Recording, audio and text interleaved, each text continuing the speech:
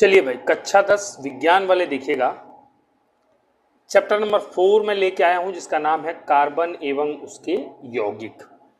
कह सकते हो विज्ञान का मोस्ट इंपॉर्टेंट चैप्टर, 10वीं का मोस्ट इंपॉर्टेंट चैप्टर। और ये केवल 10वीं का ही नहीं, आगे जितने भी कॉम्पिटिशन्स होते हैं रेलवे के, एसएससी के, जिसमें साइंस आती है, उनके लिए भी मोस्ट इंपॉर्टेंट चैप्टर होने वाला है। बहुत ही जरूरी है। और कहते हैं कि किसी भी चैप्टर में अगर आपको स्पेशलाइजेशन चाहिए तो आपको शुरुआत एनसीईआरटी से करनी चाहिए। तो मैं यहाँ पे एनसीईआरटी की ही किताब लेकर के आ गया हूँ। बिल्कुल इसी किताब से पढ़ेंगे, लाइन बाय लाइन पढ़ेंगे, वर्ड टू वर्ड पढ़ेंगे।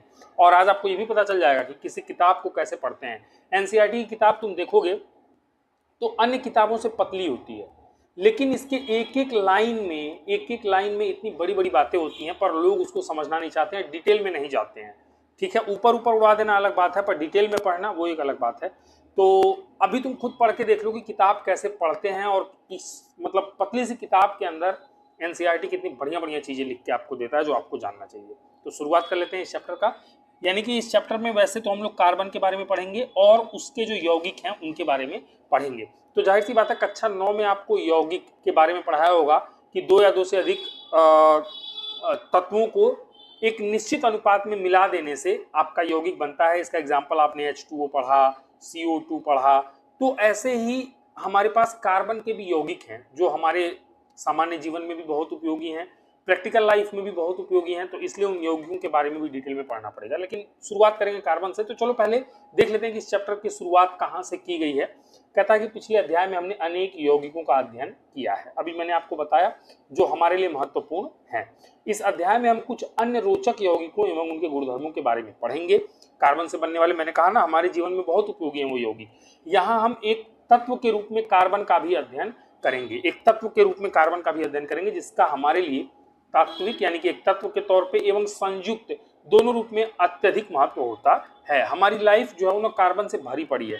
देखो यहाँ पे एक क्रियाकलाप दिया हुआ है, ये सिंपली ये कहना चाह रहा है इस क्रियाकलाप में कि आप अपने मन से ना कुछ वस्तुओं के नाम लिखिए जो अपने सामान्य जीवन में उपयोग में आप लाते हैं, और आप अपने टीचर को पूछिए कि क्या इसमें कार्बन है। जैसे कि धातु से बनी वस्तुएं, मेरे पास सोना है, गोल्ड जिसको आप कहते हो, चांदी है, ये सारी चीजें प्रैक्टिकल लाइफ में यूज की जाती हैं। कांच से बनी चीजें, अपन गिलास यूज करते हैं, अपन मिट्टी से बना हुआ घड़ा यूज करते हैं। अन्य में आप बहुत सारी चीजें, जैसे कि आपके पास टूथ पेस्ट हो गया, टूथ पेस्ट आप यूज करते हो, आप रोज खाना खाते हो, आप फल फ्रूट्स खाते हो। तो ये जितनी भी चीजें मैंने अभी तक यहाँ पर लिखी हैं, तुम विश्वास करो इन सब में कार्बन का रोल होता है। कहीं ना कहीं कार्बन से लेना देना इनका होता है। मतलब कि सामान्य जीवन में यूज की जाने वाली 99% चीजों में कार्बन होता है। यहाँ तक कि आप जैसे मोबाइल वगैरह यूज कर रहे हो, इसके जो मटेरियल, जो प्लास्टिक के वो बने होते हैं, पॉलीकार्बोनेट के बने होते हैं, उसमें भी कार्बन होता है। आप गाड़ी के टायर देखोगे ना, काले कलर का होता है। ये गाड़ी के, साइकिल के सभी टायर कार्बन के बने होते हैं। तो आप अब अंदाजा लगा लो कि कितना इंपॉर्टेंट है। ठीक है, चलो तो थोड़ा सा आगे चलते हैं। नेक्स्ट इसके थोड़ा और आगे चलते हैं। एक सेकंड, देखो अब ये क्या कहना चाह रहा है। यहाँ पे कह रहा है कि आपके द्वारा भरी गई उपरोक्त सारणी के अंतिम स्तंभ में आने वाली वस्तुओं पर ध्यान दीजिए। आपके शिक्षक आपको बताएंगे कि इनमें से अधिकांश वस्तुएं कार्बन के यौगिकों से बनी हैं। मैं आपको एक्सप्लेन कर चुका हूं। इसका परीक्षण करने के लिए क्या आप कोई विधि सोच सकते हैं? कार्बन से युक्त यौगिकों को जलाने पर क्या उत्पाद, देखो कोई चीज में कार्बन है कि नहीं है, अगर आप उसको जलाएंगे ना, अगर आप उसको जलाते हैं, है ना, जलाते हैं तो काला धुआं निकलता है, काला धुआं निकलता है। और आप समझ जाते हैं, टायर को जला के देखो तो बिल्कुल काला काला निकलेगा। आमतौर पे काला काला धुआं जहां से भी निकलता है ना, आप समझ लो कि उसमें कार्बन की मात्रा है। क्या आप इसकी पुष्टि करने वाले किसी परीक्षण को जानते हैं? मैंने आपको बता ही दिया कि अगर आप कोई चीज जला रहे हैं उसमें से काला धुआं निकल रहा है तो वो क्या है? कार्बन है। आपके द्वारा सूचीबद्ध की गई जैसे कि भोजन, कपड़े, दवाओं, पुस्तकों आदि अनेक वस्तुएं इस सर्वतोमुखी तत्व कार्बन पर आधारित होती है। मैंने कहा ना, खाने पीने में, दवाइयों में, हर चीज में कार्बन का इस्तेमाल हो रहा है। चाहे वो दवाई हम खा रहे हैं, पशुओं के लिए दवा, खेतों में छिड़काव, खेतों में खाद वगैरह, सब में कार्बन का महत्व है। तो कह रहा है इसके अतिरिक्त सभी सजीव संरचनाएं कार्बन पर आधारित होती हैं। सजीव मतलब अपन लोग, जीव जंतु, है ना। भूप्रपट्टी तथा वायुमंडल में, भूप्रपट्टी मतलब कि जमीन के अंदर की वो लेयर जहां तक खुदाई के बाद हम लोगों को जैसे कोयला मिल जाता है ना, पेट्रोल मिलता है, पेट्रोलियम कह सकते हो, उसी से डीजल बनाते हैं, केरोसिन बनाते हैं। तो ये वाली जो लेयर है जहाँ पे हमें ये चीजें मिलती हैं उसको भूपर पट्टी कहते हैं। तो कह रहा भूपर पट्टी तथा वायुमंडल में अत्यंत अल्प मात्रा में कार्बन उपस्थित है। अगर भूपर पट्टी की बात करें तो केवल 0.02% और वायुमंडल की बात करें तो 0.03% कार्बन डाइऑक्साइड उपस्थित है। पर फिर भी प्रकृति में इतनी कम मात्रा में कार्बन उपस्थित होने के बावजूद कार्बन का अत्यधिक महत्व है। तो इस अध्याय में इसीलिए हम लोग कार्बन के गुणों का अध्ययन करेंगे और आप यहां से देख के समझ ही सकते हो कि हमारे लिए कार्बन इतना महत्वपूर्ण क्यों है। ठीक है, अब देख रहे हो छोटी सी इतने से पैराग्राफ में इतनी बड़ी बड़ी बातें लिखी हुई थी। अभी आगे चलो, देखो कितना मजा आएगा। तो अब जो अगली हेडिंग है जो कार्बन के बारे में हमें सबसे पहले पढ़ना है वो पढ़ना है कार्बन में आबंधन। और आबंध जो होता है इसमें वह सहसंयोजी आबंध होता है। आबंधन को इंग्लिश में बॉन्डिंग कहा जाता है। तो कार्बन के अंदर हमें बॉन्डिंग पढ़ना है और ये सहसंयोजी आबंध बनाता है। आबंध कई तरह के होते हैं, जैसे संयोजी आबंध होता है, सहसंयोजी आबंध होता है, आयनिक आबंध होता है। आयनिक में जिसमें कि तत्व के ऊपर प्लस और माइनस के चार्ज वगैरह आ जाते हैं। और भी कई तरह के आबंध होते हैं, लेकिन 9th में जितना मैंने बताया वो आपने पढ़ा होगा। ठीक है, 9th में अगर आप पढ़ के नहीं आए हो तो थोड़ी मुश्किल है। अब 9th में तो नहीं जा सकता ना मैं वापस। तो 9th की चीजें हैं ये कि बंध कितने तरह के होते हैं, 2-3 तरह के वहां पढ़ाए जाते हैं। मैंने बता दिया, सहसंयोजी आबंध, संयोजी आबंध, आयनिक आबंध, इस तरह से। तो कार्बन जो है वो सहसंयोजी आबंध बनाता है, लेकिन वो कैसे बनाता है वो सारी चीजें हम लोग आगे चल के पढ़ेंगे डिटेल में। कार्बन के बारे में देखते हैं। पहले यहाँ पे क्या दिया हुआ है, कह रहा है कि पिछले अध्याय में हमने आयनिक यौगिकों के गुणधर्मों का अध्ययन किया। पिछले चैप्टर में कुछ आयनिक यौगिक के बारे में पढ़ाया गया था और वहां पे देखा गया कि आयनिक यौगिकों के गलनांक एवं क्वथनांक उच्च होते हैं, यानी कि हाई होते हैं। गलनांक और क्वथनांक, गलनांक क्या होता है भाई, चलो इसी बात पे रिवाइज भी हो जाएगा। गलनांक क्या होता है, वह तापमान जहां पर कोई ठोस द्रव में बदल जाता है वह उसका गलनांक कहलाता है। और क्वथनांक क्या होता है भाई, क्वथनांक देख रहे हो, छोटे छोटे शब्दों को डिटेल में लेके चल रहा हूं, बिल्कुल बहुत ही महत्वपूर्ण वीडियो है। अगर किसी भी द्रव को जिस ताप पर आप गैस में बदल देते हो, भाप में बदल देते हो, वह ताप उसका क्वथनांक कहलाता है। तो जो आयनिक यौगिक होते हैं उनका गलनांक और क्वथनांक बहुत हाई होता है, ऐसा पिछले चैप्टर में हमने देख लिया है। वो बहुत ज्यादा टेम्परेचर ऊंचा करने से वो द्रव में बदलेगा ठोस, या फिर टेम्परेचर को बहुत ज्यादा ऊंचा करने से वो द्रव जो है वो गैस में बदलेगा। तो लेकिन जो है आगे चल के देखेंगे कि जो जिसमें सहसंयोजी आबद्ध होता है उनका क्या हाल है। तो एक बार को नेक्स्ट वाली स्लाइड के ऊपर अपन लोग चलते हैं। नेक्स्ट वाली स्लाइड के ऊपर चलते हैं, देखते हैं कि क्या स्थिति बन रही है। एक सेकेंड, अगली स्लाइड पे चलते हैं। देखो ये रही हमारी अगली स्लाइड।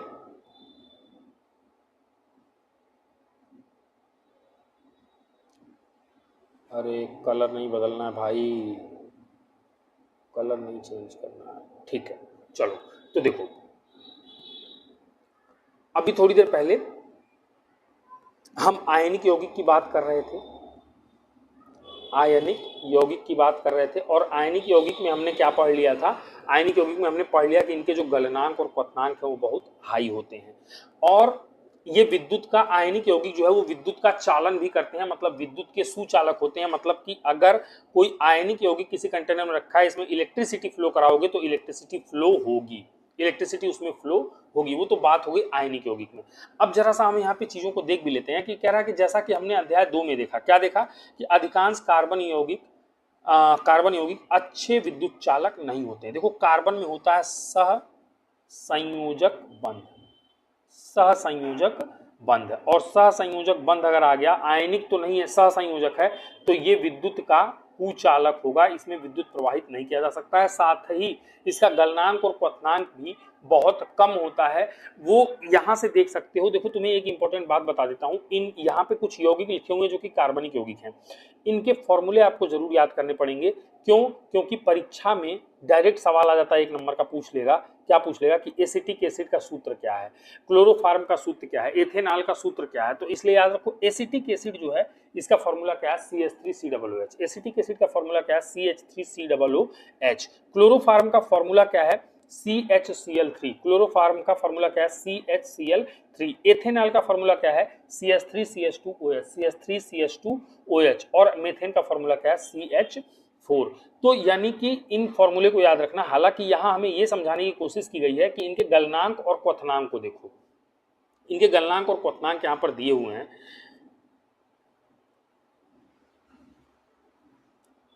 एक सेकंड।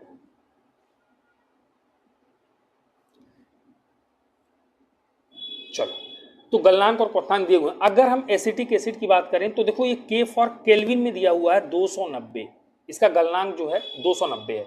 अगर इसको डिग्री सेंटीग्रेड में बदलें तो 290 में से 273 घटाना पड़ेगा। 290 में से 273 हमें क्या करना पड़ेगा, घटाना पड़ेगा।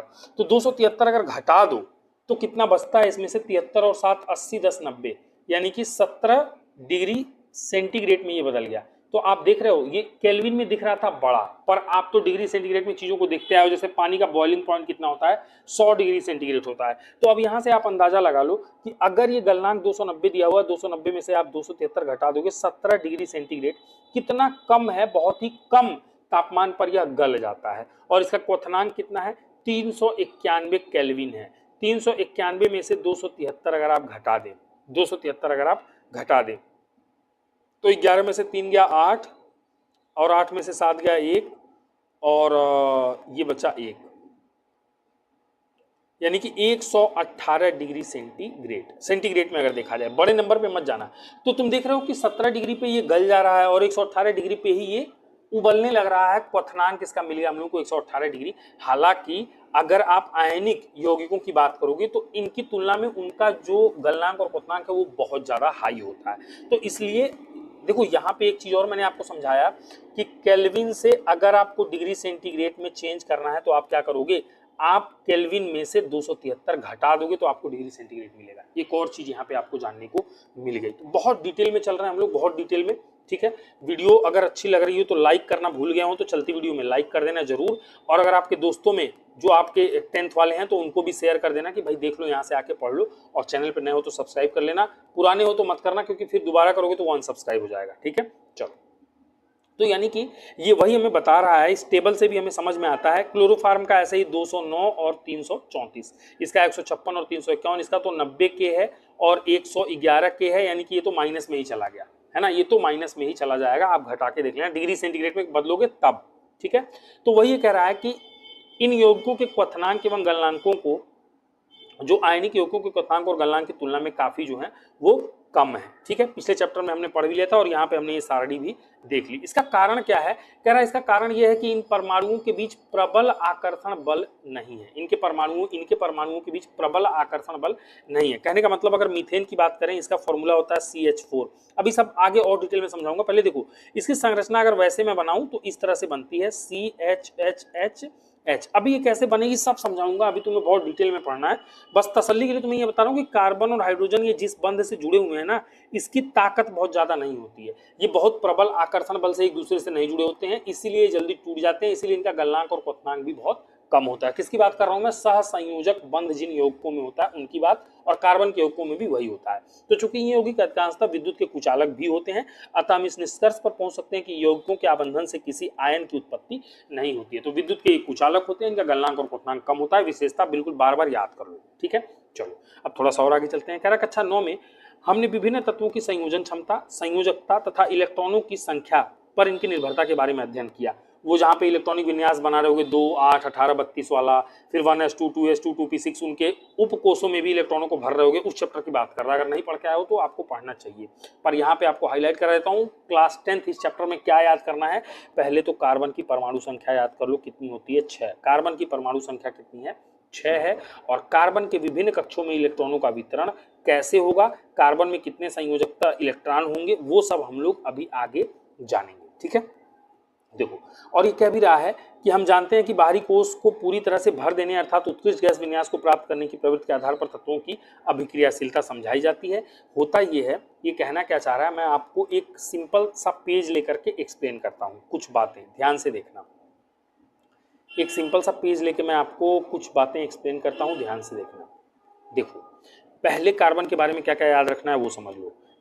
कार्बन, इसका जो एटॉमिक नंबर है, परमाणु क्रमांक, वो कितना है, 6 है। इसीलिए इसमें नंबर ऑफ इलेक्ट्रॉन्स कितने होंगे, जितना परमाणु क्रमांक होता है उतने ही नंबर ऑफ इलेक्ट्रॉन्स होते हैं, तो नंबर ऑफ इलेक्ट्रॉन्स कितने होंगे, 6। अगर इसका इलेक्ट्रॉनिक विन्यास बनाओगे तो वो क्या बनेगा, 2,4, क्योंकि भरने का इलेक्ट्रॉनिक विन्यास बनाने का नियम क्या है, 2, 8, 18, 32। K कोष में अधिकतम 2 इलेक्ट्रॉन, L कोष में अधिकतम 8 इलेक्ट्रॉन, M कोष में अधिकतम 18 इलेक्ट्रॉन और N कोष में अधिकतम 32 इलेक्ट्रॉन हो सकते हैं। क्लास 9th की बात है ये। तो पहले कोष में मैंने 2 भर दिया, अब बचे 4 इलेक्ट्रॉन, तो वो दूसरे कोष में भर दूंगा। तो इसके अंतिम कक्षा में कितने इलेक्ट्रॉन हो गए? अंतिम कक्षा में इलेक्ट्रॉन कितने हो गए? तो वो 4 इलेक्ट्रॉन हो गए। और कोई भी जो तत्व है वो अपने आप को स्टेबल बनाने के लिए, स्टेबल या फिर हिंदी में उत्कृष्ट, उत्कृष्ट बनाने के लिए, कि मतलब उसको कभी क्रिया ना करनी पड़े, वो मतलब किसी से कोई अभिक्रिया ना करे, शांत हो जाए, स्टेबल हो जाए, उत्कृष्ट हो जाए। जैसे कि आप कह सकते हो कि किसी को जो कहते हैं ना कि जीवन और मृत्यु से समझ लो मुक्ति प्राप्त कर लेनी है, हमें कोई बवाल नहीं पालना, हमें दुनिया में नहीं रहना, हमें तो सीधे जाके वैकुंठ में बैठ जाना, आत्मा की शांति। तो स्टेबल होने का मतलब वही है, उत्कृष्ट होने का मतलब वही है, आत्मा की शांति। बिल्कुल वो एकदम स्टेबल हो गया, वो फड़फड़ाएगा नहीं, किसी से कोई अभिक्रिया नहीं करेगा, किसी से कोई तामझाम नहीं फैलाएगा। तो स्टेबल होने के लिए, उत्कृष्ट होने के लिए केमिस्ट्री में कहा गया है कि किसी भी तत्व की अंतिम कक्षा में, याद क्या रखना है आपको कि ये 9वीं का है, अंतिम कक्षा में 2 या फिर 8 इलेक्ट्रॉन होने चाहिए। अगर ये है उत्कृष्ट गैसें जैसे कि हीलियम है, आर्गन है और भी बहुत सारी हैं, इस पूरे ग्रुप में कुछ गैसें हैं, कुछ तत्व हैं जो उत्कृष्ट हैं। क्यों? क्योंकि उनकी अंतिम कक्षा में 2 और 8 इलेक्ट्रॉन होते हैं, वो किसी से भी अभिक्रिया नहीं करते हैं। ठीक है, तो वही चीज पाने के लिए, वही उत्कृष्ट बनने के लिए, स्टेबल बनने के लिए और भी तत्व जो हैं जिनके अंतिम कक्षा में 2 या 8 इलेक्ट्रॉन नहीं है, वो 2 या 8 इलेक्ट्रॉन बनाना चाहते हैं। तो कार्बन की अंतिम कक्षा में कितने इलेक्ट्रॉन है? 4। इसको 8 इलेक्ट्रॉन बनने के लिए कितने की कमी है? 4 की। तो ये 4 जो है वही क्या हो जाएगी? कार्बन की संयोजकता हो जाएगी। संयोजकता इसी तरह से निकाली जाती है। तो आई होप कार्बन के बारे में समझ में आ गया होगा। चलते हैं किताब के ऊपर, देखते हैं कि और क्या हमें बताया गया है, वहां पे और क्या पढ़ाया गया है, देख लेते हैं क्या कह रहा है ये। एक सेकंड,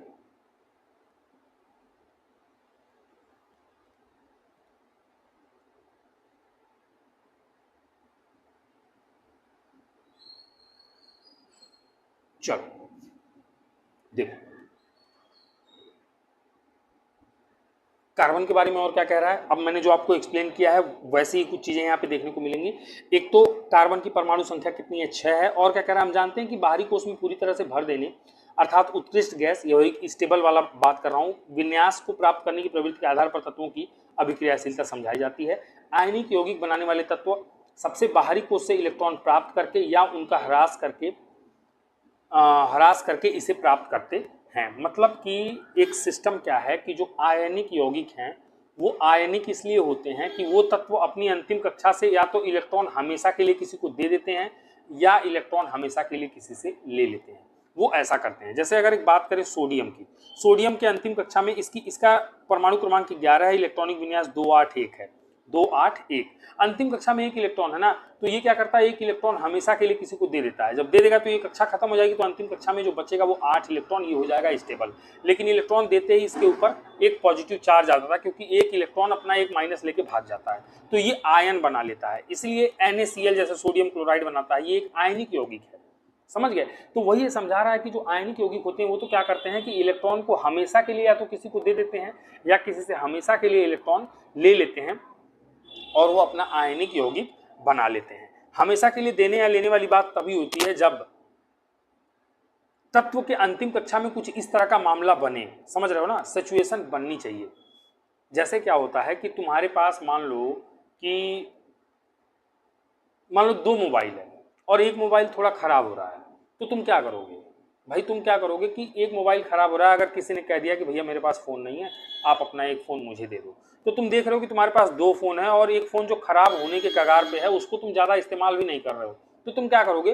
तुम उसको अपने पास नहीं रखोगे, तुम उसको हमेशा के लिए दे दोगे। बोलोगे यार ले जाओ यार, चलाओ यार, कोई दिक्कत नहीं है ना, ले जाओ तुम, ये तुम्हारा हुआ, तो तुम दे दोगे। ठीक है, और दे दोगे तो तुम्हारे ऊपर प्लस आएगा क्योंकि तुमने दिया है, और जो लेगा उसके ऊपर माइनस आएगा क्योंकि वो कर्जदार हो गया, ले लिया ना वो। तो सोडियम ने दिया है तो इसके ऊपर प्लस आएगा, और क्लोरीन ले लेता है कई बार तो इसके ऊपर माइनस आ जाता है। समझ गए? वो तो आयनिक की बात हो गई।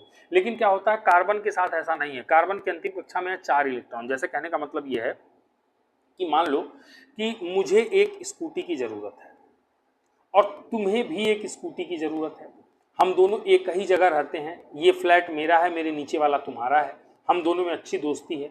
अब मेरे पास क्या है, 50,000 रुपया ही है और तुम्हारे पास भी 50,000 रुपया है, और स्कूटी आती है 1 लाख की, तो हम दोनों भाई क्या करेंगे? अब मैं तुमको 50,000 हमेशा के लिए कर्जा दे दूं और कहूं कि जाओ स्कूटी ले लो, तो मैं कहाँ जाऊंगा? मैं तो बर्बाद हो गया। अगर तुम मुझे दे दोगे हमेशा के लिए तो फिर तुम कहाँ जाओगे? तो दोनों मिलके एक काम कर सकते हैं, दोनों मिलके साझा कर सकते हैं कि हम कहते हैं काम करते हैं 50 मैं दे रहा हूँ 50 तुम दो, 1 लाख रुपया हो गया। अपन स्कूटी खरीद के लाते हैं, जब मुझे जरूरत होगी मैं चला लूंगा और जब तुम्हें जरूरत होगी तो तुम चला लेना। कार्बन भैया ऐसे ही करता है। कार्बन की अंतिम कक्षा में है 4 इलेक्ट्रॉन। ये ना 4 इलेक्ट्रॉन को 8 बनाने के लिए, अपने आप को स्टेबल करने के लिए, ये किसी को हमेशा के लिए ना इलेक्ट्रॉन देगा ना हमेशा के लिए इलेक्ट्रॉन लेगा।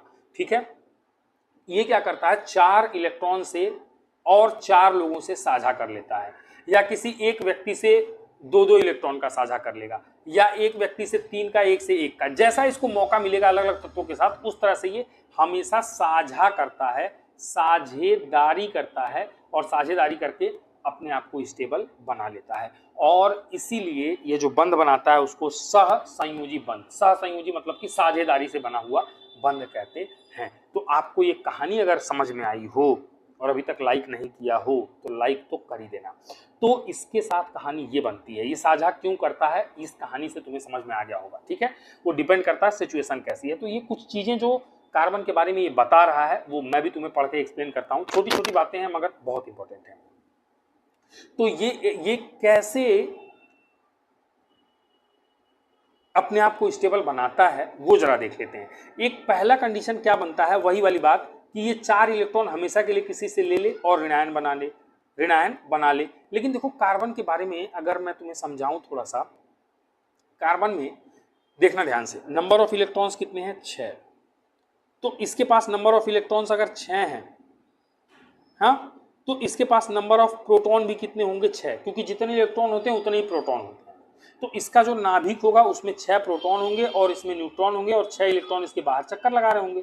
तो ये कहना चाह रहा है कि 6 प्रोटॉन वाले नाभिक के लिए, 6 प्रोटॉन वाला नाभिक है, बाहर 6 इलेक्ट्रॉन चक्कर लगा रहा है, 4 अगर किसी से इसने मान लो हमेशा के लिए ले लिया तो इसके पास टोटल इलेक्ट्रॉन हो जाएंगे 10। 6 और 4 10, तो 10 इलेक्ट्रॉन अर्थात 4 अतिरिक्त इलेक्ट्रॉन धारण करना इसके लिए मुश्किल हो सकता है। वही मैंने समझाया कि भैया 50,000 रुपया अगर दे दिया तो बर्बाद हो जाएगा, वही सेम कहानी हो रही है। और अगर इसने 50,000 ले लिया, मतलब कार्बन ने अगर 4 इलेक्ट्रॉन, यहाँ तो कार्बन ने 4 इलेक्ट्रॉन लिया है, ऋणायन बनाया है, और अगर 4 इलेक्ट्रॉन दे के धनायन भी बना रहा तब भी बर्बाद हो जाएगा, क्योंकि 4 इलेक्ट्रॉन अगर इसने खो दिया तो इसके नाभिक में 6 इलेक्ट्रॉन और बाहर 6 इलेक्ट्रॉन चक्कर लगा रहे थे, उसमें से 4 किसी को दे दिया तो 2 ये बचा। तो अंदर नाभिक में 6 और बाहर 2, पता लगा उनको भी नाभिक में तो प्लस चार्ज ज्यादा हो गया ना, इलेक्ट्रॉन पे चार्ज 2 ही बचे, खींच के नाभिक में गिरा लेगा, कार्बन बचेगा ही नहीं। तो ये भी पॉसिबल नहीं है। वही कह रहा है कि धनायन बनाने के लिए अत्यधिक ऊर्जा की आवश्यकता होगी, तो वो भी पॉसिबल नहीं है। तो कार्बन क्या करेगा भैया? मैंने बताया ना, साझा करेगा। तो कार्बन अपने अन्य परमाणुओं अथवा अन्य तत्वों के परमाणुओं के साथ संयोजकता इलेक्ट्रॉनों की साझेदारी करके इस समस्या को सुलझा लेता है। ठीक है, अगर आपसे कार्बन की संयोजकता के बारे में लिखने को आया, सवाल पूछा और पूछता भी है कि कार्बन की संयोजकता 4 ही क्यों होती है, कैसे होती है, तो आपको ये दोनों बातें लिखनी पड़ेंगी कि अगर ये ले करके प्लस बनाता, ऋणायन बनाता है, तो 6 प्रोटॉन वाले नाभिक के लिए वो 10 इलेक्ट्रॉन संभालना मुश्किल हो जाएगा, और अगर ये दे के धनायन बनाता है तो 6 इलेक्ट्रॉन वाले नाभिक के लिए 2 ही इलेक्ट्रॉनों को संभालना अत्यधिक ऊर्जा की आवश्यकता होगी, पॉसिबल नहीं। इसलिए ये साझेदारी करके इस मैटर को सुलझा लेता है। और केवल कार्बन ही नहीं बल्कि ऐसे अन्य कई तरह के तत्व हैं जो साझेदारी करके अपने अपने अणुओं का निर्माण करते हैं, अपने अपने अणु बनाते हैं। ठीक है, तो जिन इलेक्ट्रॉनों की साझेदारी की जाती है वे दोनों परमाणुओं के बाहरी कोष, दोनों तत्वों के परमाणुओं के बाहरी कोष में ही होते हैं। हमेशा साझेदारी जो होती है वो बाहरी कोष से होती है, और इसके फलस्वरूप दोनों ही परमाणु उत्कृष्ट गैस विन्यास यानी कि स्टेबल अपने आप को बना लेते हैं। और कार्बन के यौगिकों की चर्चा करने के पहले इलेक्ट्रॉनों की साझेदारी से बनने वाले कुछ सामान्य अणुओं को समझते हैं। कुछ अणुओं को देख लेते हैं जो कार्बन की ही तरह सहसंयोजक बंध बनाते हैं। तो उन अणुओं के बारे में थोड़ा सा देख लिया जाए। चलिए आगे चलते हैं नेक्स्ट वाली स्लाइड पे। नेक्स्ट वाली स्लाइड पे देखिएगा ध्यान से। चलिए तो एक काम करते हैं, देखते हैं कुछ और अणुओं के बारे में जो ये बता रहा है उसके बारे में क्या बताना चाह रहा है, कैसे वो सहसंयोजक बंध बना रहे हैं। तो कुछ इसमें छोटी छोटी मगर मोटी मोटी बातें हैं। कार्बन के बारे में आपको मैंने बहुत सारी चीजें बता दी हैं, शायद अब आपको अलग से रटने की जरूरत नहीं पड़ेगी, अलग से याद करने की जरूरत नहीं पड़ेगी, क्योंकि मैंने सारा कुछ डिटेल में कि कार्बन में कितने इलेक्ट्रॉन है, उसकी संयोजकता 4 है तो क्यों है, सहसंयोजक बंद बनाता है तो क्यों बनाता है, क्या कंडीशन है उसकी, सब बता दिया। उसके गलनांक और क्वथनांक कम होंगे ये भी बता दिया है मैंने आपको, है ना, और क्यों होंगे ये भी बता दिया है मैंने आपको, बहुत सारी डिटेल में। कुछ एक मैंने यौगिक शुरू में बता दिए थे आपके, मैंने कहा उनके फॉर्मूला, जैसे क्लोरोफॉर्म, एसिटिक एसिड, इनके फॉर्मूलाज याद होने चाहिए, ठीक है। तो ये सारी चीजें हैं, डिटेल में बिल्कुल चल रहा है मामला। मैं एक बार फिर कह रहा हूँ, अगर अभी तक आपने लाइक नहीं किया, लाइक जरूर कर देना, और चैनल पे नए हो तो चैनल को सब्सक्राइब कर लेना, पुराने हो तो मत करना, वो अनसब्सक्राइब हो जाएगा। और अपने दोस्तों में शेयर करो, शेयर करोगे तो वीडियो थोड़ी चल जाएगी। और साथ में कमेंट किया कर दो जरूर कि समझ में आया कि नहीं आया। यूट्यूब पे ऐसी वीडियो शायद पहली बार ही तुम्हें मिली होगी इतनी डिटेल में, तो अगर आपको पढ़ने को मिल रहा है फ्री में तो अप्रिशिएट करो इसको, मुझे भी थोड़ा अच्छा लगेगा और आगे भी और ऐसे ही मेहनत करने के लिए मुझे मोटिवेशन मिल जाएगा, ठीक है। चलो, तो एक काम करते हैं, अब हम पढ़ने जा रहे हैं हाइड्रोजन अणु के बारे में कि हाइड्रोजन का अणु कैसे बनता है। हाइड्रोजन की अगर बात करें तो हाइड्रोजन में इसका एटॉमिक नंबर 1 होता है, इसमें टोटल इलेक्ट्रॉन 1 होते हैं और इसके अंतिम कक्षा में भी कितने इलेक्ट्रॉन होंगे, जाहिर सी बात है एक ही है तो एक ही रहेगा। के कोष में बस 1 इलेक्ट्रॉन है। अब ये 8 इलेक्ट्रॉन तो असंभव है बनाना, समझना बात को, मेरी कहानी को समझो। 8 इलेक्ट्रॉन तो असंभव है, तो ये क्या करेगा, ऑक्टेट ना बना के डुप्लेट बनाएगा, मतलब कि अंतिम कक्षा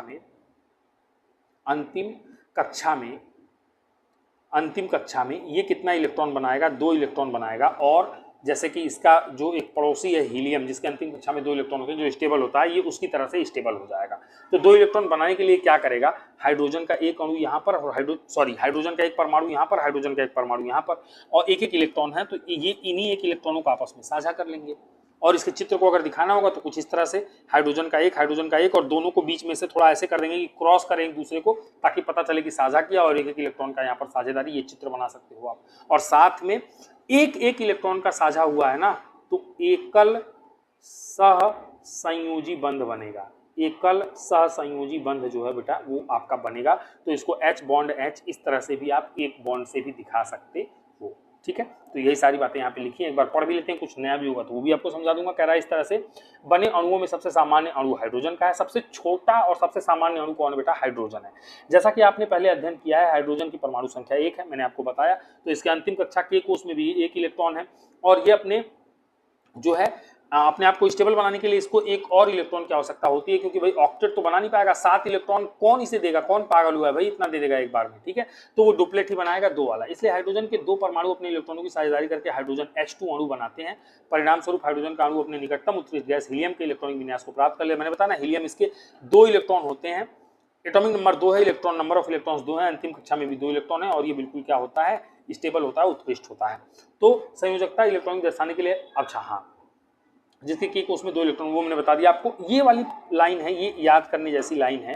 क्या कहता है कि संयोजकता इलेक्ट्रॉन दर्शाने के लिए हम बिंदुओं अथवा क्रॉस का उपयोग करते हैं। संयोजकता इलेक्ट्रॉन मतलब कि अंतिम कक्षा में उपस्थित इलेक्ट्रॉन, और इलेक्ट्रॉन्स को दिखाने के लिए या तो आप क्रॉस का इस्तेमाल करेंगे, या फिर आप एक पॉइंट का गोल सा बिंदी जो है, क्रॉस का या बिंदुओं का आप इस्तेमाल कर सकते हैं। यहाँ पे क्रॉस का इस्तेमाल किया गया, बिंदु से भी आप इलेक्ट्रॉन्स को दिखा सकते हैं, ठीक है। चलिए तो आगे चलते हैं। कह रहा है इलेक्ट्रॉन के सहभागी युग्म हाइड्रोजन के 2 परमाणुओं के बीच सहसंयोजी एक आबंध बनाते हैं। मैंने बता दिया एकल संयोजी बंध जो बनाते हैं, और इस आबंधन को 2 परमाणुओं के बीच एक रेखा द्वारा, मैंने बता दिया H बॉन्ड H, एक सिंगल रेखा से H बॉन्ड H, सिंगल रेखा से आप इनकी साझेदारी को दिखा सकते हैं, जैसा कि 4.2 यानी कि इस वाले चित्र में दिखाया भी गया है। तो आई होप आपको हाइड्रोजन परमाणु के बारे में सबको समझ में आ गया। आप कहोगे कि गुरु जितना डिटेल में पढ़ना कोई फायदा है? हाँ जी फायदा है। परीक्षा में सीधे सवाल पेपर में आता है कि हाइड्रोजन अणु के जो है वो इलेक्ट्रॉनिक संरचना की व्याख्या करिए, तो आपको ये सारी डिटेल लिखनी पड़ेगी कि कितने इलेक्ट्रॉन है, अंतिम कक्षा में कितने इलेक्ट्रॉन है। वो अपने आप को अस्थायी बनाने के लिए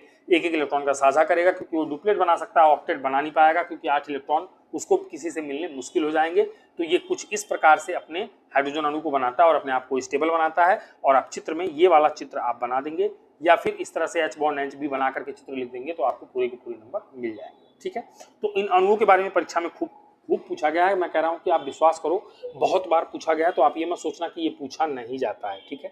ये बहुत बार पूछा भी गया और पूछा जाएगा आखिरी तक, हर बार आता है, इस बार भी आएगा, ठीक है। डिटेल में बिल्कुल चल रहा है मामला। देखो शेयर करना है यार, वीडियो को शेयर करोगे तभी वीडियो चलेगी, ठीक है। अपने पास तक बस मत रखना, कहते हैं ज्ञान को जितना बांटो उतना बढ़ता है, तुम भी बांटो यार, फ्री का है, ठीक है। चलो आगे चलते हैं। अब देखो एक ये कह रहा है कि क्लोरीन की परमाणु संख्या 17 है, इसका इलेक्ट्रॉनिक विन्यास तथा संयोजकता क्या होगी। अच्छा जी, इलेक्ट्रॉनिक विन्यास बनाओ, फिर संयोजकता बनाओ। फिर क्लोरीन द्वि परमाणु अणु यानी कि Cl2 बनाता है। क्लोरीन का जो एक परमाणु है वो दो मिलकर के क्लोरीन के अणु बना लेते हैं। तो कह रहा क्या आप इस अणु की इलेक्ट्रॉन बिंदु संरचना बना सकते हैं। इलेक्ट्रॉन बिंदु संरचना परीक्षा में पूछी जाती है, तो ऐसे ही पूछेगा कि क्लोरीन के इलेक्ट्रॉन बिंदु संरचना बनाइए, इस तरह से दे देगा। तो कह रहा याद रखिए कि केवल संयोजकता कोष इलेक्ट्रॉन ही चित्रित करने की अवस्था होती है। चलो क्लोरीन का इसने दिया नहीं है, पर मैं अब इतना डिटेल में पढ़ा ही रहा हूं तो आपको क्लोरीन का इलेक्ट्रॉन बिंदु संरचना मैं आपको पढ़ा देता हूं, बता देता हूं। एक सेकेंड बेटा, ये होता है कभी कभी ऐसा।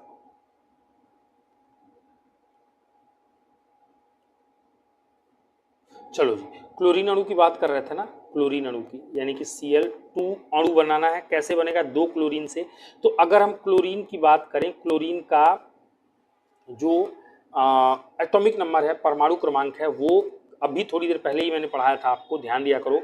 ये चीजें आपको याद रखनी पड़ेंगी, नहीं तो मामला गड़बड़ा जाएगा।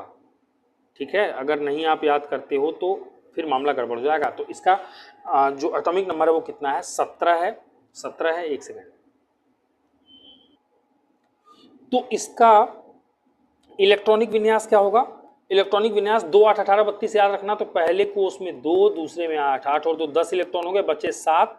तो अंतिम कक्षा में कितना हो जाएगा, इसके 7 इलेक्ट्रॉन हो जाएगा। अब इसकी संयोजकता तो तुम डायरेक्ट निकाल सकते हो, मैंने तुम्हें अभी सिखाया कि टोटल 8 इलेक्ट्रॉन चाहिए, इसके अंतिम कक्षा में 1 है, तो कितने की कमी है, 1 इलेक्ट्रॉन की कमी है। तो पक्का इसकी संयोजकता कितनी आएगी, 1 आएगी। क्लोरीन की संयोजकता 1 आएगी। लेकिन क्लोरीन अणु कैसे बनेगा वो जरा देखना। क्लोरीन का एक परमाणु यहाँ रखो, क्लोरीन का एक परमाणु यहाँ रखो, और इसके अंतिम कक्षा में जितने इलेक्ट्रॉन है उसको ड्रॉ कर दो।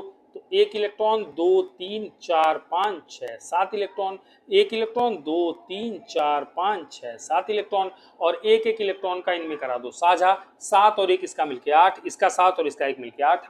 ये क्या करेंगे आपस में, ये सह संयोजक बंध बनाएंगे, सह संयोजक बंध बनाएंगे, है ना। और वो भी कौन सा, एक इलेक्ट्रॉन का साझा हुआ है ना, तो एकल, यानी कि सिंगल बॉन्ड। इंग्लिश में कह सकते हो कौन सा बॉन्ड बनेगा, सिंगल बॉन्ड इनका बनेगा।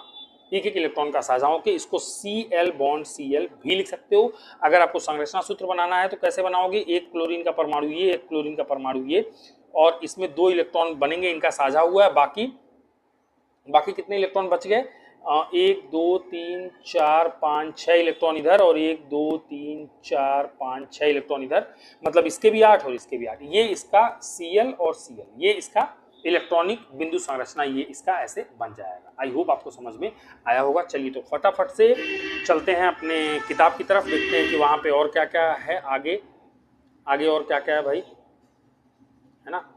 तो एक सेकेंड, इसको थोड़ा मामला सेट कर देता हूँ मैं।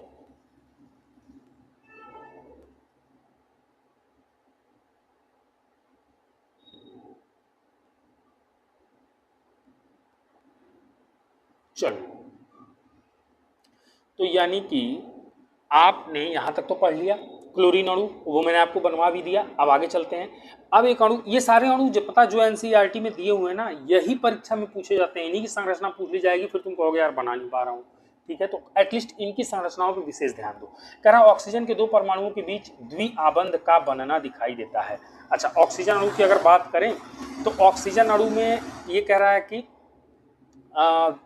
द्विआबंध का बनना दिखाई देता है, मतलब डबल बॉन्ड बनते हैं, मतलब 2 इलेक्ट्रॉनों का साझा होता है। और ऐसा क्यों होता है, क्योंकि ऑक्सीजन के अगर हम बात करें, ऑक्सीजन की मैं बात करूं तो देखो यहाँ पे किनारे ऑक्सीजन, इसका एटॉमिक नंबर होता है 8, नंबर ऑफ इलेक्ट्रॉन हो गए इसके 8, इसका इलेक्ट्रॉनिक विन्यास बनाओगे तो क्या बनेगा 2, 6, 6 2 8 हो गया ना। तो अंतिम कक्षा में कितने इलेक्ट्रॉन है, 6। 8 से कितना कम है ऑक्टेट बनाने के लिए, 2 कम है, तो इसकी संयोजकता कितनी हो जाएगी, 2 हो जाएगी, मतलब 2 इलेक्ट्रॉन का साझा करेगा, मतलब कौन सा बॉन्ड बनाएगा, डबल बॉन्ड, मतलब द्विसह संयोजक बंध बनाएगा। तो आई होप आपको समझ में आ गया होगा। ये जो है यहां तक जो भी लिखा हुआ है ना, यहां तक जो भी लिखा हुआ है, ये आपको मैं एक बार पढ़ के जल्दी से सुना देता हूं, पर हालांकि एक्सप्लेन कर दिया मैंने, कह रहा है ऐसा इसलिए होता है क्योंकि ऑक्सीजन के परमाणु के एल कोष में 6 इलेक्ट्रॉन होते हैं, अतः इसे अष्टक पूरा करने के लिए 2 और इलेक्ट्रॉन की आवश्यकता होती है। अतः ऑक्सीजन की प्रत्येक परमाणु ऑक्सीजन के अन्य परमाणु के साथ 2 इलेक्ट्रॉन की साझेदारी करता है, जो ये इस वाले फिगर में दिखाया भी गया है, और इसीलिए हमें 2 सहभागी युग्म प्राप्त होते हैं और 2 परमाणुओं के बीच द्विआबंध बनना, इसे द्विआबंध बनना कहते हैं। तो देख लो यहाँ पे 2 2 4 तो 6 इलेक्ट्रॉन अंतिम कक्षा में, यहाँ पे 6 इलेक्ट्रॉन अंतिम कक्षा में, 2 इलेक्ट्रॉनों का साझा हो जाएगा। अगर वैसे आबद्ध बनाओगे तो 2 और साझा में 2 2 इलेक्ट्रॉन का हुआ है तो 2 2 इलेक्ट्रॉन यहाँ बना देना, बाकी जो बचे हुए इलेक्ट्रॉन है वो इधर दिखा देना, ये बन गया। और ओ डबल बॉन्ड से भी इसको दिखा सकते हो, बस बात खत्म। ठीक है, अब आगे चलते हैं। अब ये आगे और भी क्या कह रहा है, कह रहा है क्या अब आप जल के अणु को चित्रित कर सकते हैं जिसमें ऑक्सीजन के एक परमाणु एवं हाइड्रोजन के 2 परमाणु के बीच आबंधन की प्रकृति को दर्शाया गया हो। अच्छा जी, अब लो ये भी, अब पानी के लिए कह रहा है ये कि क्या आप वाटर मॉलिक्यूल को दिखा सकते हो। दिखा देंगे, क्यों नहीं दिखा देंगे, चलो दिखा देते हैं तुम्हें वाटर मॉलिक्यूल बना के। देखो जी वाटर मॉलिक्यूल कैसे बनेगा। वाटर मॉलिक्यूल यानी कि H2O यही बनाना है हमें, यानी कि हमें ये समझ में आ गया कि एक ऑक्सीजन होगा और 2 हाइड्रोजन होगा, इसके अगल बगल 2 हाइड्रोजन होगा। और ऑक्सीजन का आपको पता ही है टोटल इलेक्ट्रॉन 8, इलेक्ट्रॉनिक विन्यास 2,6, अंतिम कक्षा में 6 इलेक्ट्रॉन, तो बना देता हूँ 1 2 3 4 5 6 बना दिया। नहीं, थोड़ा सा मिस्टेक हो गया, इसको थोड़ा अलग तरीके से बनाते हैं, एक सेकंड। देखो ये अपना हो गया ऑक्सीजन 1 2 3 4 5 6 इलेक्ट्रॉन, और हाइड्रोजन के अंतिम कक्षा में तो आपको पता ही है कि एक ही इलेक्ट्रॉन इसके अंतिम कक्षा में होता है, तो 1 इलेक्ट्रॉन इसका 1 इलेक्ट्रॉन इसका। अब देखो 6 से इसको 8 बनना है, इसको 1 से 2 बनना है, पॉसिबिलिटी तो यही, इसके अलावा तो कुछ हो नहीं सकता। तो इसको 1 से 2 बनने के लिए इस वाले इसके 1 इलेक्ट्रॉन से ये साझा कर लेगा, और इसको 1 से 2 बनने के लिए इससे साझा कर लेगा। अब ये 6 है, एक इसका 7 और एक इसका 8, इसका हो गया 8, इसका हो गया 2, इसका हो गया 2, पर इन्होंने साझा किया है, सहसंयोजक बंध बनाया है। और कौन सा बनाया है, सिंगल बनाया है, सिंगल एकल बंध बनाया है। और इसमें कितने एकल बंध हैं, 2 एकल बंध हैं, एक इस वाले हाइड्रोजन के साथ, एक इस वाले हाइड्रोजन के साथ, तो ये इसका हो गया। आप इसको चाहो तो H bond O bond H ऐसे भी दिखा सकते हो। और अगर इलेक्ट्रॉनिक बिंदु संरचना बनानी हो तो यहाँ पर एक ऑक्सीजन का मॉलिक्यूल, यहाँ पर एक हाइड्रोजन का मॉलिक्यूल और यहाँ पर एक हाइड्रोजन का मॉलिक्यूल, 2 इलेक्ट्रॉन यहाँ भर दो, 2 इलेक्ट्रॉन यहाँ भर दो, और 1 2 3 4 इलेक्ट्रॉन यहाँ, 4 और 4, ये ऑक्सीजन का हो गया, ये हाइड्रोजन का हो गया, और ये भी किसका हो गया, हाइड्रोजन का। इसका एक ही इलेक्ट्रॉन था साझे में है, इसका भी एक ही इलेक्ट्रॉन था साझे में है, इसका डुप्लेट हो गया, इसका डुप्लेट हो गया, और इसका ऑक्टेट हो गया, तो ये इसका इलेक्ट्रॉनिक बिंदु संरचना बन जाएगा। तो आई होप आपको ये भी समझ में आया होगा, है ना। चलो वापस से किताब पे चला जाए, वापस से किताब पे चलते हैं, देखते हैं क्या कर रहा है बुक में। एक सेकंड, इसी पेज पे थे ना, तो अब आगे चलते हैं। अब एक और अणु के बारे में आपको पढ़ना है, वो है नाइट्रोजन। कह रहा है नाइट्रोजन के द्विपरमाणु अणु में कैसा आबंध होगा, मतलब नाइट्रोजन के अगर 2 परमाणु आपस में मिलकर नाइट्रोजन का अणु बनाए तो कैसा बंध बनेगा। तो नाइट्रोजन की परमाणु संख्या है 7। अब अगर परमाणु संख्या 7 है तो इलेक्ट्रॉनिक विन्यास 2,5 बनेगा। 2, कितना बनेगा, 5 बनेगा, हो गया ना। अंतिम कक्षा में 5 इलेक्ट्रॉन, 8 से कितने कम है, 3 कम है, तो संयोजकता कितनी होगी, 3। साझा कितने इलेक्ट्रॉन से होगा, 3। बंध कितने बनेंगे, 3, अगर 2 इलेक्ट्रॉन बनाना है तो। ठीक है, मतलब 2 परमाणु मिलकर एक अणु बनाना है तो वही यहाँ पे समझा रहा है कि अष्टक प्राप्त करने के लिए नाइट्रोजन के एक अणु में नाइट्रोजन का प्रत्येक परमाणु 3 इलेक्ट्रॉन देता है, इसलिए 3 सहभागी प्राप्त होते हैं और त्रिआबंध बनता है। इसमें ट्रिपल बॉन्ड बनता है, इसमें triple bond, double bond oxygen में बन रहा था, इसमें ट्रिपल बॉन्ड बनेगा। और चित्र यहाँ पे आप देख सकते हो। तो नाइट्रोजन के अंतिम कक्षा में देखो 3 और 2 5 इलेक्ट्रॉन, 3 और 2 5 इलेक्ट्रॉन। 8 बनाने के लिए 3 इलेक्ट्रॉन का साझा हो जाएगा। इसको जरूरत पड़ेगी तो इसका 3 लेके 8 कर लेगा, इसको जरूरत पड़ेगी तो इसका 3 लेके 8 कर लेगा। और इलेक्ट्रॉनिक बिंदु संरचना बनानी हो तो ऐसे बनाओगे, 2 नाइट्रोजन के परमाणु, 3 का साझा हो गया, तो ये तीनों साझे वाली जगह में, ये देखो ये इतनी सी जगह जो दिखाई गई है ना, ये जगह साझे की है, तो इसमें 6 इलेक्ट्रॉन हो गए, 3 का साझा हुआ और 2 इलेक्ट्रॉन के, मतलब कि इसमें देखोगे इस वाले घेरे में तो कुल इलेक्ट्रॉन कितने हो गए, 6 और 2 8, और इस घेरे में भी कुल कितने हो गए, 6 और 2 8, तो ये इसका बन जाएगा। एन ट्रिपल बॉन्ड एन भी दिखा सकते हो। ठीक है, तो आई होप कि यहाँ तक भी आपको मामला समझ में आया होगा। चलिए और आगे चलते हैं, और आगे। अब आपको क्या पढ़ना है, आपको एक और अणु के बारे में पढ़ना है, और ये आपसे पेपर में बहुत बार पूछा जाता है, 1-2 बार नहीं, बहुत बार परीक्षा में आया है कि अमोनिया के जो अणु है उसकी संरचना बनाओ। आप मीथेन है, मीथेन तो आप कह सकते हो, ये मीथेन की इलेक्ट्रॉन बिंदु संरचना, एक सेकेंड इसको पेज को स्टेबल करता हूं मैं। हाँ देखो, ये मीथेन की इलेक्ट्रॉन बिंदु संरचना, मैं तो कह रहा हूं इसको मोस्ट इंपॉर्टेंट मार्क कर लो। मीथेन के बारे में आपसे सवाल पूछता ही पूछता है, उसकी इलेक्ट्रॉन बिंदु संरचना के बारे में, उसके गुणों के बारे में, कैसे बनता है, क्या है, कहाँ कहाँ उपयोग होता है, तो मीथेन के बारे में डिटेल में आपको पढ़ाऊंगा इसमें। और देखो भले ही ये वीडियो लेक्चर लंबा हो रहा है, पर जितना डिटेल में मैं पढ़ा रहा हूँ पूरे यूट्यूब पे इतनी डिटेल में वीडियो नहीं है। इतनी गारंटी दे रहा हूँ, अगर हो तो मुझे बता देना, और ना हो तो शेयर जरूर करना इसे, ठीक है। चलो तो एक काम करते हैं, आगे चलते हैं, देखिए और क्या क्या कह रहा है। कह रहा है अमोनिया के अणु सूत्र, अमोनिया के अणु का सूत्र NH3 है। अच्छा जी, क्या आप इस अणु के इलेक्ट्रॉन बिंदु संरचना को चित्रित कर सकते हैं जिसमें यह दर्शाया गया हो कि कैसे सभी 4 परमाणुओं को उत्कृष्ट गैस विन्यास, 4 परमाणु मतलब 3 हाइड्रोजन के 1 नाइट्रोजन के, कि उनको कैसे उत्कृष्ट गैस विन्यास की प्राप्ति हुई है और उसमें कौन सा बॉन्ड बना है, वो भी हम लोगों से पूछ रहा है। तो चलो अब मैं उस पेज पे क्या जाऊं, यहीं पे तुम्हें छोटा छोटा एक्सप्लेन कर देता हूं, फिर मैं इरेज कर दूंगा, ठीक है। देख लो, समझ लो, चाहो तो स्क्रीनशॉट ले लेना, मैं इरेज कर दूंगा क्योंकि मुझे मीथेन भी समझाना है। बार बार पेज चेंज कर रहा हूं तो ये थोड़ा सा दिक्कत कर रहा है, ठीक है ऐप। चलो तो अमोनिया की बात करें तो मुझे 1 नाइट्रोजन 3 हाइड्रोजन दिख रहा है, ठीक है। इसमें यही चीजें हैं। तो अगर नाइट्रोजन की बात करूं, नाइट्रोजन तो hydrogen, helium, lithium, beryllium, boron, carbon, nitrogen, total परमाणु 7, इलेक्ट्रॉनिक भाई एटॉमिक नंबर 7, टोटल इलेक्ट्रॉन 7, 2,5 इसका इलेक्ट्रॉनिक विन्यास, अंतिम कक्षा में 5 इलेक्ट्रॉन। हाइड्रोजन को सबको पता है एक ही इलेक्ट्रॉन होता है और अंतिम कक्षा में भी एक ही इलेक्ट्रॉन होता है। तो अगर मैं बनाऊं NH3 यानी कि एक नाइट्रोजन बीच में, और हाइड्रोजन इसको 3 तरफ से घेरेगा, हाइड्रोजन इसको 3 तरफ से क्या करेगा, घेरेगा। अब नाइट्रोजन की अंतिम कक्षा में 5 इलेक्ट्रॉन है तो बना देता हूं 1 2 3 4 5 इलेक्ट्रॉन। हाइड्रोजन के में तो एक ही इलेक्ट्रॉन है तो वो बना देता हूं, एक इलेक्ट्रॉन है तो वो बना देता हूं, एक इलेक्ट्रॉन है तो वो बना देता हूं, ठीक है जी। अब देखो हाइड्रोजन को तो अपना डुप्लेट बनाना है, एक से साझा करना है, तो ये नाइट्रोजन के एक से साझा कर लेगा, ये वाला हाइड्रोजन भी एक से साझा कर लेगा, ये वाला हाइड्रोजन भी एक से साझा कर लेगा, इसका डुप्लेट बन गया। लेकिन देखते हैं क्या नाइट्रोजन का ऑक्टेट बन गया। अगर इसका भी 8 बन गया तो हमने जो बनाया बिल्कुल सही संरचना बनाई है। तो देखो ना, इसके पास 2 3 4 5 इलेक्ट्रॉन थे, एक इसका 6, एक इसका 7, एक इसका 8, जब जरूरत पड़ेगी ले लेगा। तो इसका ऑक्टेट कंप्लीट हो गया, नाइट्रोजन के हो गए 8 और इनके हो गए 2 2 2 साझे के बाद। तो ये इसकी नाइट्रोजन अणु की जो है वो हो गई संरचना। और इसमें नाइट्रोजन और हाइड्रोजन के बीच में एकल सहसंयोजक बंध बने। और कितने एकल सहसंयोजक बंध हैं, तो 3 एकल सहसंयोजक बंध हैं, ठीक है। एक आबंध बना है, सिंगल बॉन्ड है नाइट्रोजन और हाइड्रोजन के बीच में। कितने बंध हैं, 3 हैं। और अगर इसका इस प्रकार से इलेक्ट्रॉनिक बिंदु संरचना बनाना हो तो आप क्या करोगे, देखो आप एक नाइट्रोजन बनाओगे, एक हाइड्रोजन यहां बनाओगे, एक हाइड्रोजन यहां बनाओगे और एक हाइड्रोजन यहां बनाओगे, ठीक है।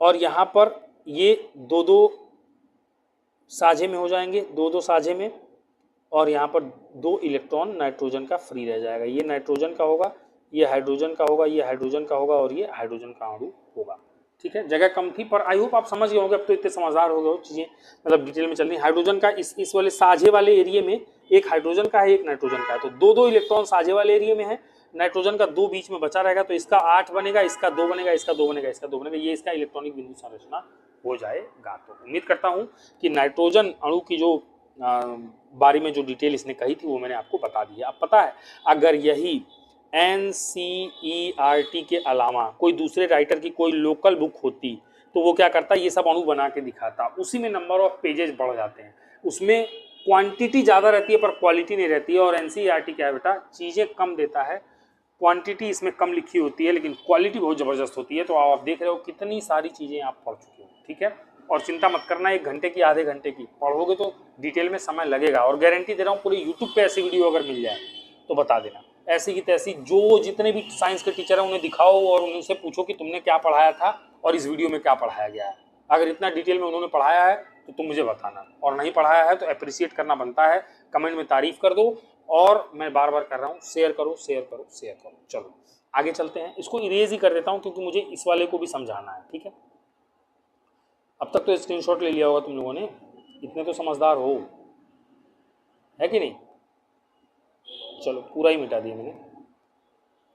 और रही बात मीथेन के बारे में, तो मीथेन के बारे में मैंने कहा कि मोस्ट इंपॉर्टेंट है, आपको याद करके जाना। मीथेन के बारे में क्या क्या बता रहा है जरा देखते हैं। कह रहा अब हम मीथेन को देखते हैं, जो कार्बन का यौगिक है। अभी तक जितने सारे अणु तुमने पढ़े, जितने सारे अणु तुमने पढ़े, हाइड्रोजन के अणु पढ़े बेटा, ऑक्सीजन के पढ़े तुमने, नाइट्रोजन के पढ़े तुमने, अमोनिया अलग से मैंने तुम्हें पढ़ाया है ना, क्लोरीन का अणु अलग से पढ़ाया। ये सब तो सहसंयोजक बंध बनाते थे, ठीक है।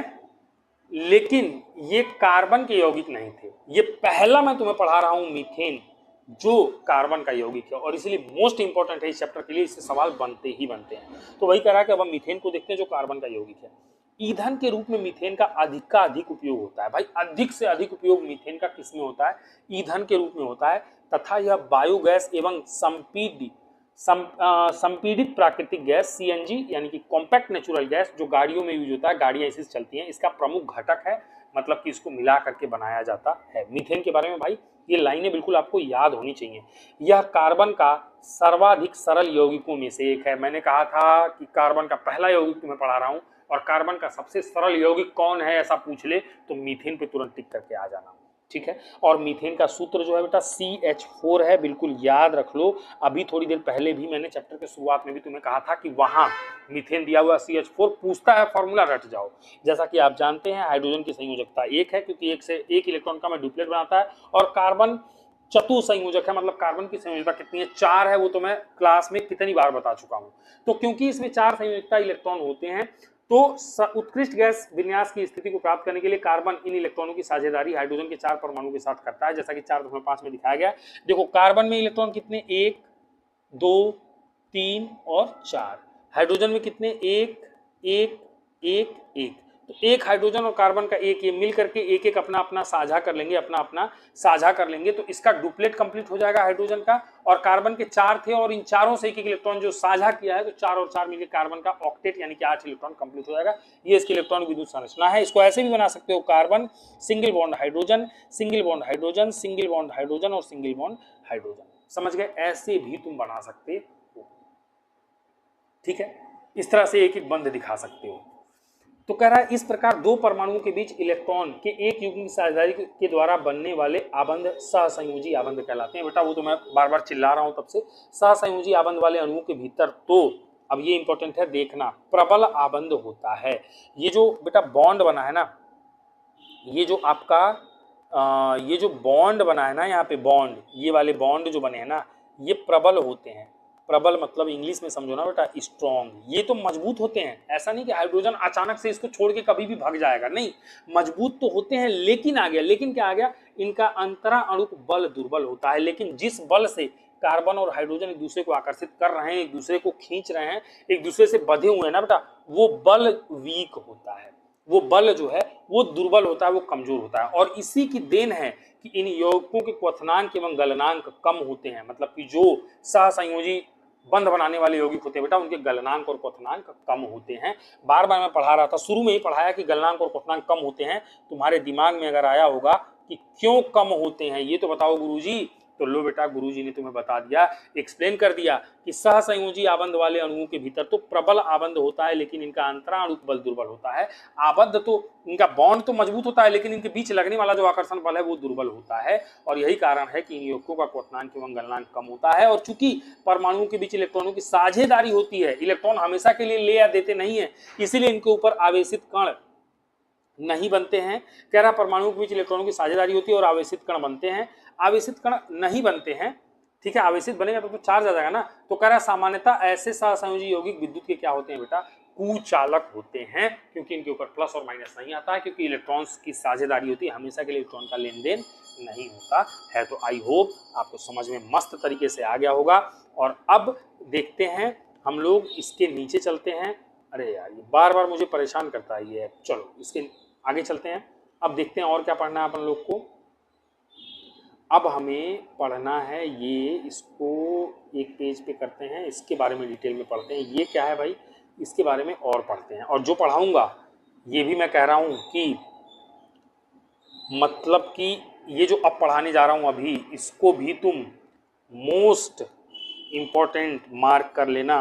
एक सवाल तो इस वाले में से आएगा ही आएगा, इतने ही पैराग्राफ में से एक सवाल आना तय है। तो जरा देख लेते हैं कि इसमें क्या है, क्या क्या चीज़ है, वो भी देख लेते हैं। अभी तक ये क्लास हो गई है लगभग 50 मिनट की, लेकिन कोई बात नहीं, 50 मिनट की हो गई है तो कोई दिक्कत नहीं है।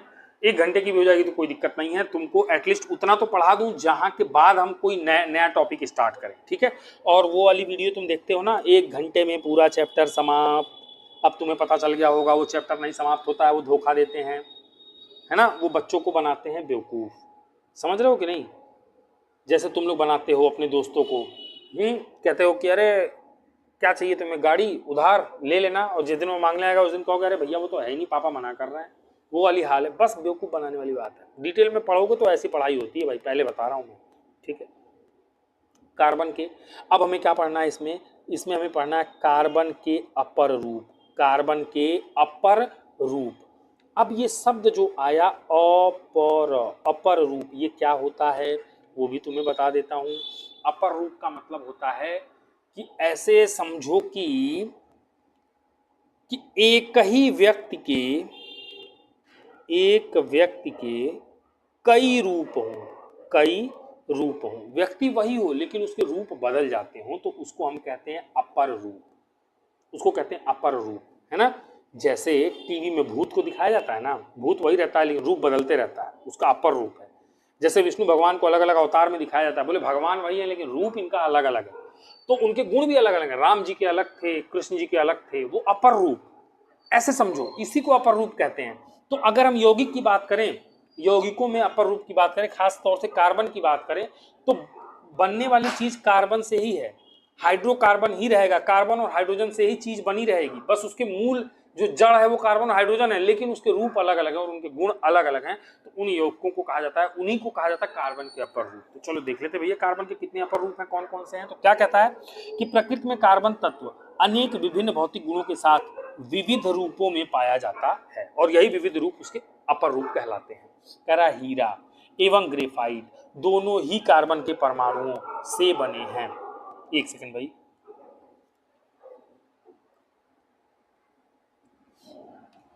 हाँ क्या कह रहा है कि कार्बन के परमाणुओं के परस्पर आबंधन के तरीकों के आधार पर ही इनमें अंतर होता है। मतलब कि जो बॉन्ड बनता है कार्बन का, ये सभी देखो हाइड्रोकार्बन है, मतलब कि कार्बन और हाइड्रोजन से मिलकर के बने हुए हैं। पर कार्बन और हाइड्रोजन की जो संरचना है, जो आपस में बॉन्ड बनाने का तरीका है, बस उसकी वजह से इसमें चेंजेस देखने को मिलते हैं। हीरे में कार्बन का प्रत्येक परमाणु कार्बन के 4 अन्य परमाणुओं के साथ आबंधित होता है। यहाँ पर देख सकते हो ये है हीरे की संरचना। इसके किसी भी एक कार्बन परमाणु को अगर पकड़ो तो एक कार्बन यहाँ, एक यहाँ, एक यहाँ, एक यहाँ, 4 कार्बन परमाणुओं से ये जुड़ा हुआ है, ठीक है, जिससे एक दृढ़ त्रिआयामी संरचना बनती है, एकदम से दृढ़ त्रिआयामी संरचना बनती है, इसलिए बहुत ही मजबूत कठोर होता है। ग्रेफाइट में कार्बन के प्रत्येक परमाणु का आबंधन कार्बन के 3 अन्य परमाणुओं के साथ एक ही तल पर होता है। आप देखोगे इसमें से एक कार्बन कोई पकड़ो तो 1 2 3 कार्बन से जुड़ा हुआ है, और तुम देखोगे ये 3 रिंग जो है ये अलग प्लेन में दिखाई दे रही है, फिर 3 रिंग अलग प्लेन में दिखाई दे रही है। तो वही कह रहा है कि वो 3 अन्य परमाणु के साथ एक ही तल पर होता है, जिससे खटकोणीय व्यू जो आपको है वो मिलता है। इसमें से एक आबंध द्विआबंधी होता है, जिसके कारण कार्बन की संयोजकता पूर्ण हो जाती है। अब चूंकि कार्बन की भाई 4 वो होना चाहिए ना, मतलब संयुक्त 4 है, 4 इलेक्ट्रॉनों साझा करना चाहिए ना, तो एक जो बंध है यहाँ पे वो डबल है, बाकी 2 सिंगल है, तो संयोजकता इसकी 4 पूरी हो जाती है। ग्रेफाइट में, ग्रेफाइट की संरचना में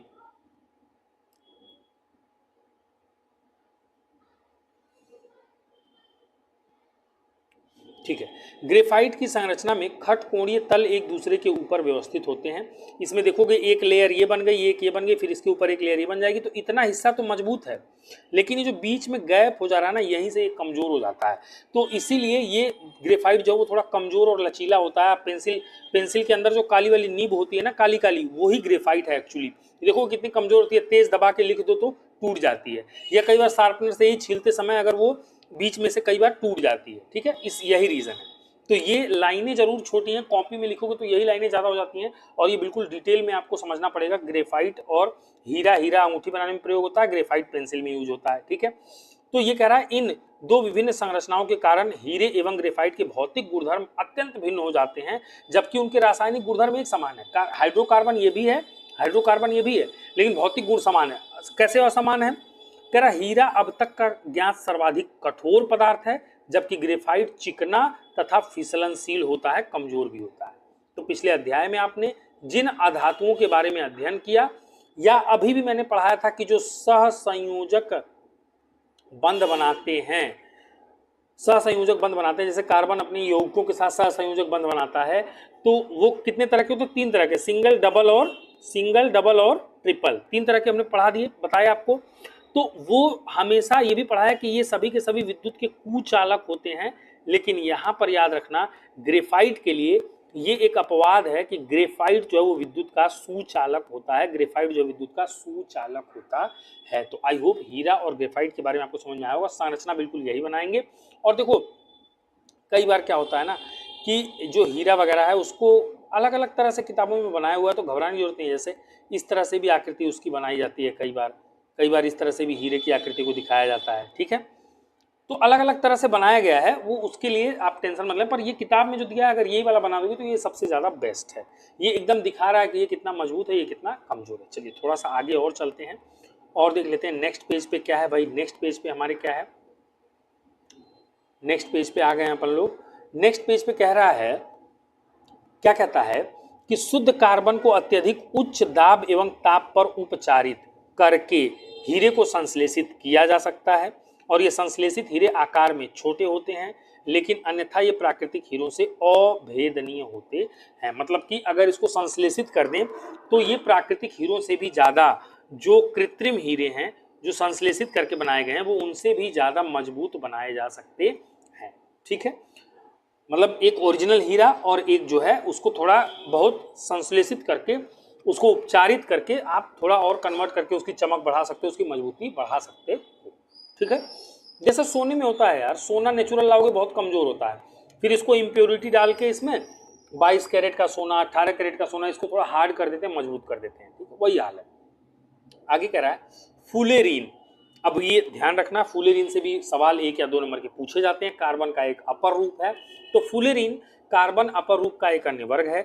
सबसे पहले C60 की पहचान की गई, C60 फुलेरीन, और भी C80 वगैरह भी होते हैं, पर C60 सबसे पहली बार खोजा गया, जिनमें कार्बन के परमाणु फुटबॉल के रूप में व्यवस्थित होते हैं। पीछे वाली स्लाइड में अभी जस्ट आपको दिखाया था मैंने, वहां पर एक फुटबॉल जैसी संरचना बनी थी, आपको याद होगा, नहीं तो वीडियो पीछे करके देख लो।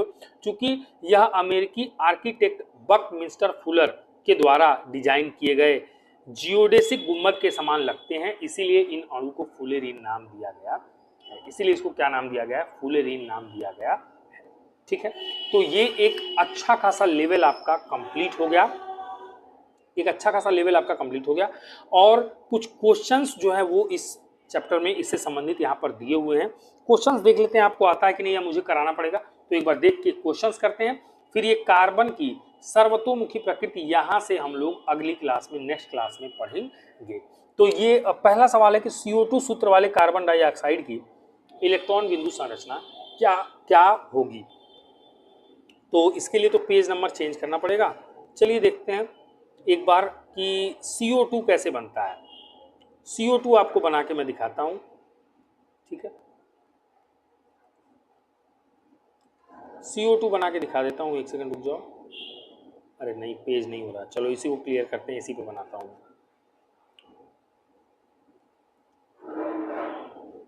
देख लो एक बार, हमें बनाना है CO2। तो सबसे पहले कार्बन में टोटल इलेक्ट्रॉन 6, इलेक्ट्रॉनिक विन्यास 2,4, संयोजकता हो जाएगी 4, क्योंकि 8 से 4 इलेक्ट्रॉन कम है। ऑक्सीजन का atomic number 8, electron number of electron 8, electronic विन्यास 2,6। अंतिम कक्षा में कितने इलेक्ट्रॉन हो जाएंगे इसके, 6। अंतिम कक्षा में 6। इसकी संयोजकता कितनी हो जाएगी, 2 हो जाएगी। इसकी संयोजकता कितनी हो जाएगी, 4, क्योंकि इसको 8 इलेक्ट्रॉन बनाने के लिए 2 की कमी है और कार्बन को 8 इलेक्ट्रॉन बनाने के लिए 4 की कमी है। तो कोई बात नहीं, CO2 यानी कार्बन कहीं बीच में आएगा और इसके दोनों तरफ ऑक्सीजन आ जाएंगे, और इनके नंबर ऑफ इलेक्ट्रॉन्स को भी बना दिया जाए तो ज़्यादा बेहतर रहेगा। नंबर ऑफ इलेक्ट्रॉन्स इनके बना देते हैं। कितने कितने हैं, कार्बन के अंतिम कक्षा में 4 इलेक्ट्रॉन, तो 1 2 3 4। ऑक्सीजन के अंतिम कक्षा में 6 इलेक्ट्रॉन, तो 1 2 3 4 5 6, 1 2 3 4 5 6। अब ये कैसे साझा करेंगे वो देख लिया जाए। तो यहाँ पर 6 इलेक्ट्रॉन है, 2 मिल जाए तो 8 हो जाएगा, तो इन दोनों से ये साझेदारी कर लेगा। ऐसे ही इस ऑक्सीजन के पास 6 इलेक्ट्रॉन है, 2 मिल जाए तो 8 हो जाएगा, इन दोनों से साझेदारी कर लेगा। इसके पास 4 इलेक्ट्रॉन था, 2 इससे साझेदारी, 2 इससे, 4 और मिल गए, तो इसका ऑक्टेट कंप्लीट, इसका ऑक्टेट कंप्लीट, इसका ऑक्टेट कंप्लीट। इसको C डबल बॉन्ड O से भी दिखा सकते हो। और इसका इलेक्ट्रॉनिक बिंदु संरचना बनाना हो तो एक तो बड़ा सा कार्बन बनाओगे यहाँ पर, एक साझे वाला ऑक्सीजन बनाओगे यहाँ पर, और एक साझे वाला ऑक्सीजन बनाओगे आप यहाँ पर। कितने इलेक्ट्रॉनों का साझा हुआ है, तो 2 इलेक्ट्रॉन कार्बन के और 2 ऑक्सीजन के, यहाँ पर भी 2 कार्बन के और 2 ऑक्सीजन के, ठीक है। इसके पास 2 2 4 2 6 इलेक्ट्रॉन बाहर, 2 2 4 2 6 इलेक्ट्रॉन बाहर, और कार्बन में यहाँ बीच में कोई नहीं रहेगा क्योंकि चारों साझे के हैं। देखो ना, 1 2 3 4 5 6 7 8, कार्बन का ऑक्टेट कंप्लीट। इसके 2 2 4 2 6,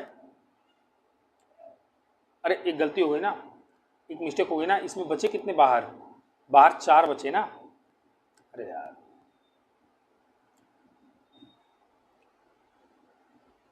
अच्छे से बना लेना तुम लोग, ठीक है। 2 2 4 2 6 2 8, ऐसे ही 2 2 2 4 और ये 2 6 और 2 कार्बन के 8, समझ गए। ये इसका इलेक्ट्रॉनिक बिंदु संरचना बन जाएगा। ये कार्बन का है, ये ऑक्सीजन का है और ये भी किसका है, ऑक्सीजन का है। इस तरह से आप बना सकते हो। आई होप समझ में तो आ ही गया होगा। चलिए चलते हैं, एक काम करते हैं, एक और सवाल था उसको भी देख लेते हैं,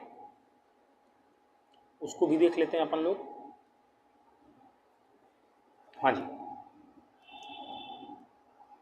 ये सवाल क्या है, ये सवाल है, कह रहा है सल्फर के 8 परमाणुओं से बने सल्फर के अणु की इलेक्ट्रॉनिक बिंदु संरचना क्या होगी। अच्छा जी, सल्फर के परमाणु की इलेक्ट्रॉनिक बिंदु संरचना। चलिए सल्फर के 8 परमाणुओं से बने सल्फर के अणु की इलेक्ट्रॉनिक बिंदु संरचना बना देता हूं अभी, वो भी कोई बड़ी बात नहीं मेरे लिए। एक सेकेंड,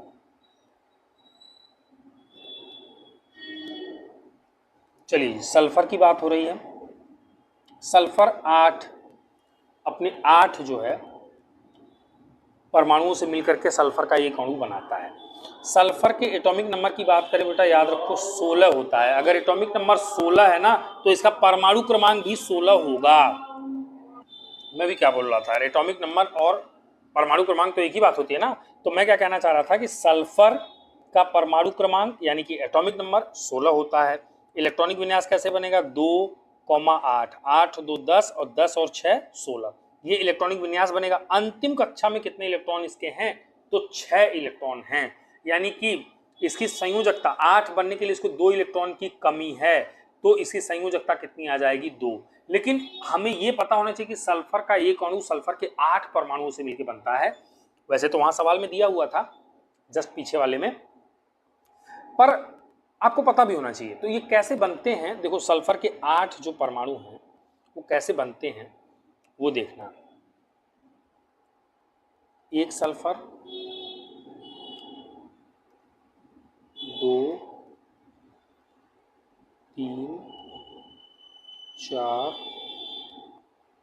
5 6 7 और ये 8। अब इनमें अंतिम कक्षा में 6 इलेक्ट्रॉन है ना, तो सबको पहले तुम 6 इलेक्ट्रॉन बांटो, 6 इलेक्ट्रॉन दो पहले, तो यानी कि 1, इसका 2 3 4 5 6 हो गए, इसका 1 2 3 4 5 और इसका 6 हो गया। ऐसे ही 1 2 3 4 और 5 6 हो गए। ऐसे ही 1 2 3 4 5 6 हो गए। फिर इसका 1 2 3 4 5 6 हो गए। 1 2 3 4 5 6 हो गए। 1 2 3 4 5 6 हो गए। 1 2 3 4 5 6 हो गए, ठीक है। तो अब क्या हो रहा है, देखो यहाँ पे ये सल्फर 6 है, 8 चाहिए, एक अपने बगल वाले से इससे साझा कर लेगा और एक इलेक्ट्रॉन का इससे साझा कर लेगा। इसका 6, इसका मिलके 7, इसका एक मिलके 8 हो गया। ऐसे ही इसके पास 6 था, एक से साझा हो गया 7, एक इससे साझा कर लेगा 8 हो गया। सेम इसके साथ एक से हो गया है, एक इससे कर लेगा, ये एक इससे, ये एक इससे, ये एक इससे और ये एक इससे कर लेगा। आपस में किसी का भी देखो, कोई भी सल्फर उठाओ तो अपने अगल बगल वाले सल्फर के परमाणु से वो एक एक इलेक्ट्रॉन का साझा करके वो क्या करता है, अपना 6 और 2 8 ऑक्टेट कंप्लीट कर लेता है। ये एक्चुअल में बनता है, ये क्या है, सल्फर का एक अणु है, यानी कि S8 है। 8 सल्फर परमाणु से मिलकर के सल्फर का एक अणु बना है। और वैसे इसकी संरचना W जैसी होती है वास्तव में। अगर वास्तव में पूछा जाए, ये गोल में मैंने बना दिया ना, पर एक्चुअली ये तो तुम्हें समझाने के लिए बनाया, ये गोल में नहीं होती है।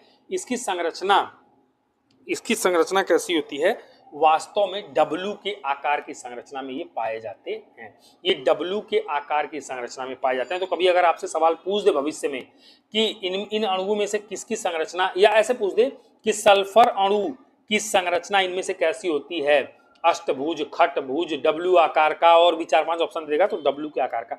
इसको क्राउन, क्राउन मतलब कि जैसे ये नहीं लग रहा है जैसे सर पे वो विश्व सुंदरी वगैरह और जो जीतते हैं उनको क्राउन पहना दिया जाता है, एक सर पे एक आगे मुकुट पहना दिया जाता है, मुकुट जैसा लग रहा है ना ये, तो ये मुकुट वाली संरचना भी इसी को कहा जाता है। 1 2 3 4 5 6 7 8 और ये जो है डब्लू के आकार में बनते हैं। ये डब्लू के आकार में बनते हैं। ये